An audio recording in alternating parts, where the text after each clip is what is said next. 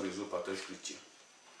Comme je l'ai toujours dit avant le début même de chaque émission, et nous avons été donc mandatés par le Seigneur Jésus-Christ qui a mis les moyens à nos dispositions afin de mettre cette émission sur pied. Parce que nous nous rendons compte que le peuple de Dieu est aujourd'hui intoxiqué, complètement intoxiqué, parce qu'il y a n'importe quoi comme enseignement aujourd'hui dans la parole de Dieu, dans les églises de Dieu et dans les communautés chrétiennes. Et nous refusons cela parce que nous savons que ces choses ne sont pas basées sur la parole de Dieu, ce qui s'y prêche. Donc c'est là, notre rôle, c'est de marcher, d'enseigner le peuple de Dieu à vivre dans la maturité, d'enseigner le peuple de Dieu à les donner, à les pousser à la méditation et à la prière, à vivre une vie de sainteté, du cœur et aussi du corps. Voilà, donc notre rôle, nous, c'est ça. C'est d'amener toujours le peuple de Dieu à la maturité. Et nous prêchons l'évangile sans ajouter ni retrancher quoi que ce soit à la parole de Dieu.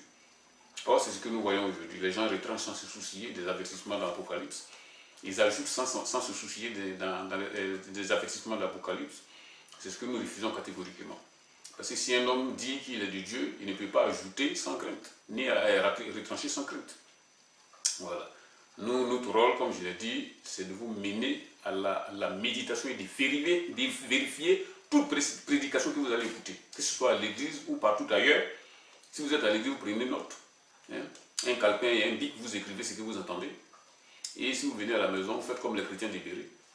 Vous vous mettez à étudier et à comparer ces prédications-là selon la Bible. Si vous faites ça, je vous crois que dans peu de temps, tous les faux prophètes là vont disparaître. Voilà, donc nous allons aujourd'hui avoir donc une prédication. Je vais nommer donc cette prédication, le titre est « Ce que Dieu a uni, l'homme ne doit pas le séparer ». Ce que Dieu a uni, aucun homme ne doit pas le séparer. Avant de commencer, nous allons prier le Seigneur. Éternel, au Dieu Tout-Puissant, sois béni et magnifié pour ta miséricorde et ta grâce. Je te remercie de nous avoir permis ce moment. Parce que toute œuvre que Seigneur, tes enfants font sur la terre, ont été préparées avant même le commencement du monde, afin que sur le moment où nous puissions les pratiquer. Nous ne faisons rien de nous-mêmes, parce que l'homme et Dieu ne peut rien faire de lui-même. Tu l'as dit dans ta parole, sans toi, nous ne pouvons rien faire, tu l'as dit. Et nous l'avons nous-mêmes expérimenté. Et c'est là, Seigneur, nous qui sommes que Seigneur, des simples instruments de tes puissantes mains, nous remettons tes puissantes mains, fais de nous utiliser. Sois béni et magnifié au nom de Jésus. Amen.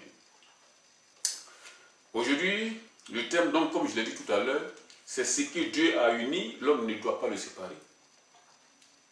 Aujourd'hui, nous voyons des enfants de Dieu qui divorcent et qui se remarient. Des pasteurs qui divorcent, qui se remarient. Et plus pire, d'autres même ne divorcent pas, mais ils ont plusieurs femmes carrément, plusieurs maisons là. Et ils vivent, et les gens savent ça dans les équipes, ils savent ça dans leur communauté, mais quand même ils les suivent. C'est pour cela, nous disons qu'il faut mettre en application la parole de Dieu, la ligue. Parce que si des enfants de Dieu, qui se disent enfants de Dieu, sont dans une communauté et qu'une situation pareille arrive, si réellement ce sont des gens qui sont assidus à la parole de Dieu, je ne crois pas qu'ils vont mettre le pied encore dans une église pareille. Je ne sais pas si vous me faites comprendre. Voilà. Donc nous allons prendre notre lecture d'aujourd'hui. Il est ici dit, dans Marc 10, verset 4, bon, disons, on va commencer par Marc 10, 1, jusqu'au verset 12. Marc 10, 1 à 12. Jésus, étant parti de là, se rendit dans le territoire de la Judée, au-delà du Jourdain. La foule s'assembla de nouveau près de lui, et selon sa coutume, il s'est mis encore à enseigner. Les pharisiens l'abordèrent, et pour l'éprouver, ils lui demandèrent s'il est permis à un homme de répudier sa femme. Il leur répondit, que vous a prescrit Moïse? C'est une question que lui aussi les a posée. Dans le verset 4 du chapitre 10 de Matthieu toujours, Moïse dit-il, a permis d'écrire une lettre de divorce et de répudier. Et Jésus leur dit, c'est à cause de la dureté de votre cœur que Moïse vous a donné cette précepte. Mais au commencement de la création, Dieu fit l'homme et la femme. C'est pourquoi l'homme quittera son père et sa mère et s'attachera à sa femme. Et les deux deviendront une seule chair. Ainsi, ils ne seront plus deux, mais ils seront une seule chair. l'homme donc que l'homme donc ne sépare pas ce que Dieu a joint. Vous voyez? Lorsqu'il fut donc dans la maison, les disciples l'interrogeaient encore là-dessus. Il leur dit, celui qui répudie sa femme, qui en épouse une autre, commet un adultère. À son égard, et si une femme quitte son mari et en épouse un autre, elle commet un adultère. Vous savez, avec Dieu, on ne raisonne pas. Si le Seigneur Jésus a parlé, il a tranché, ce n'est pas la peine de raisonner avec Dieu. Nous voyons toutes sortes de comportements mondains dans l'église de Dieu aujourd'hui. Des choses qui sont inacceptables. Des gens qui ont des raisonnements et qui donnent des points de vue différents de ce qui est dans la Bible. Je récapitule ici. Jésus étant parti de là, il s'est rendu dans le territoire de Judée, au-delà du Jourdain, la foule s'assembla de nouveau près de lui, et selon sa coutume, il s'est mis encore à l'enseigner. Les pharisiens l'abordèrent, et pour le prouver, ils lui demandaient s'il est permis à un homme de répudier sa femme. Les pharisiens, ce sont des personnes toujours qui venaient aux côtés de Jésus pour parler avec lui.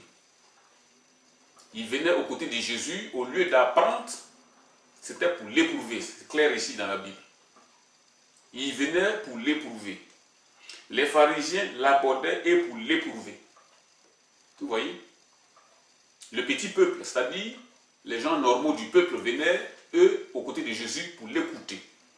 Or, les pharisiens, eux, ils venaient pour l'éprouver. Virgule ici, il a dit ici, il lui demandait s'il est permis à un homme de répudier sa femme.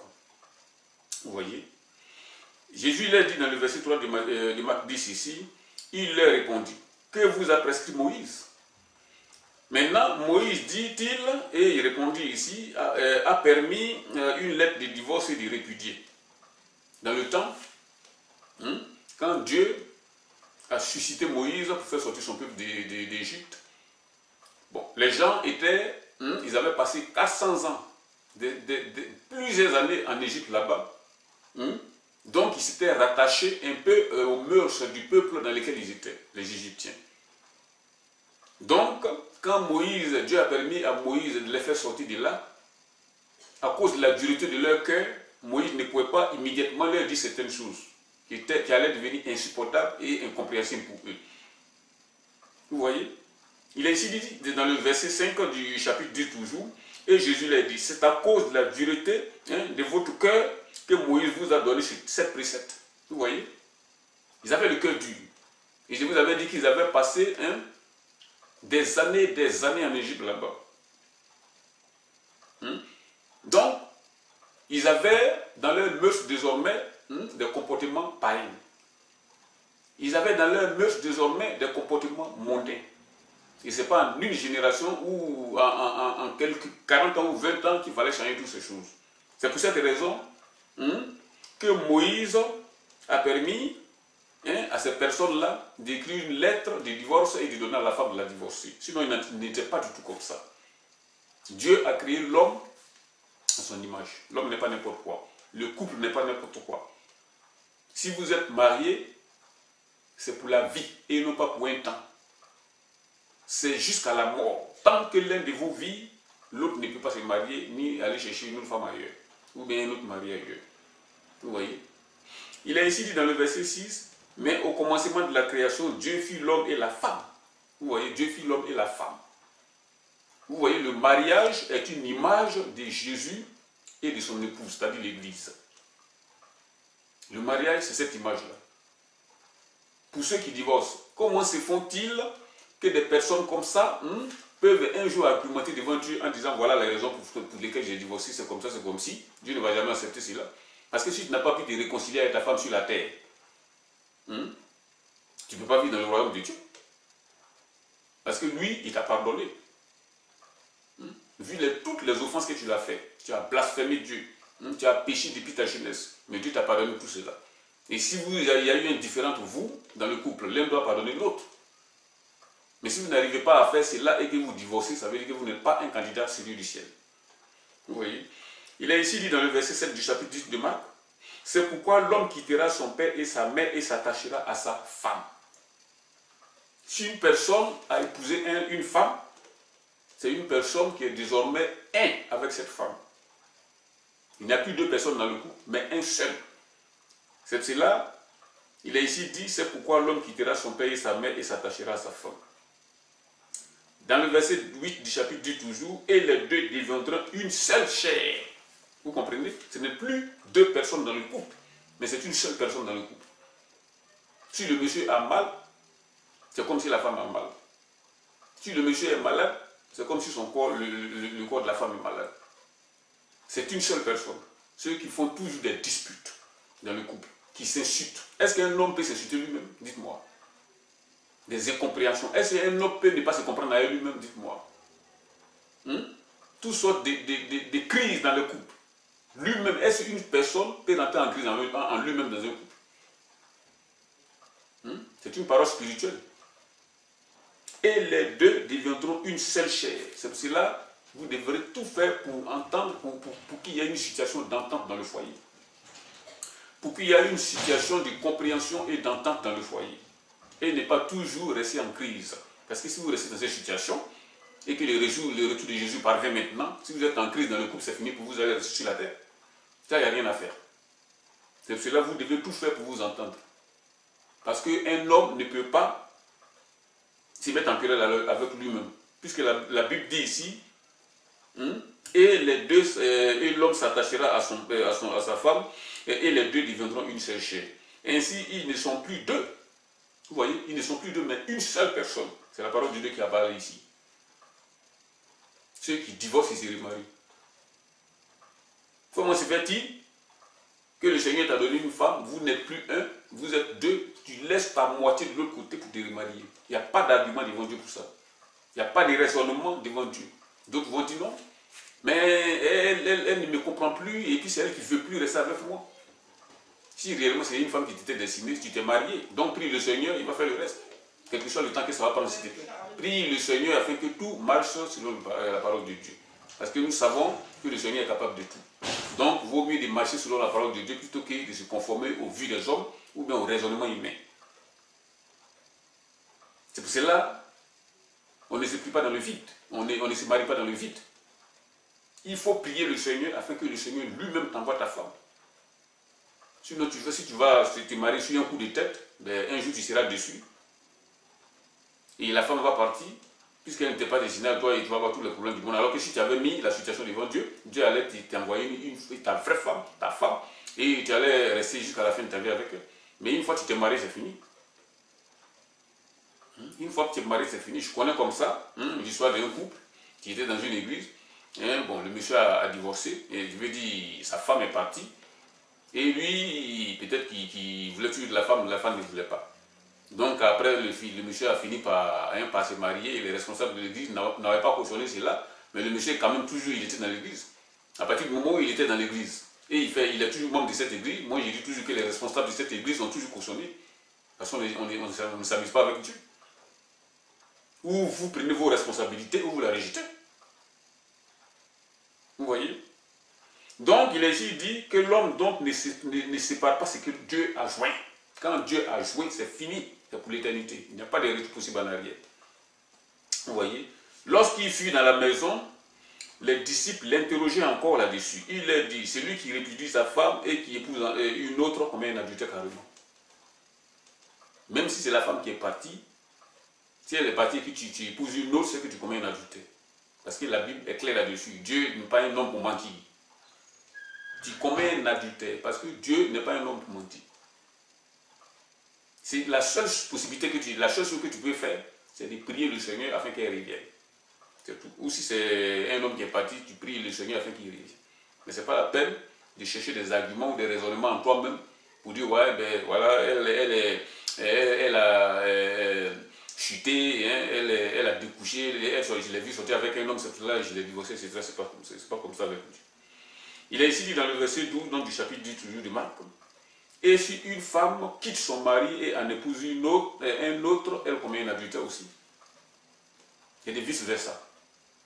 C'est lui qui laisse son mari et en épouse un autre, commet un adultère. Si un homme aussi laisse sa femme et en épouse une autre, commet un adultère carrément. Dieu les considère comme des blasphémateurs, comme des adultériens.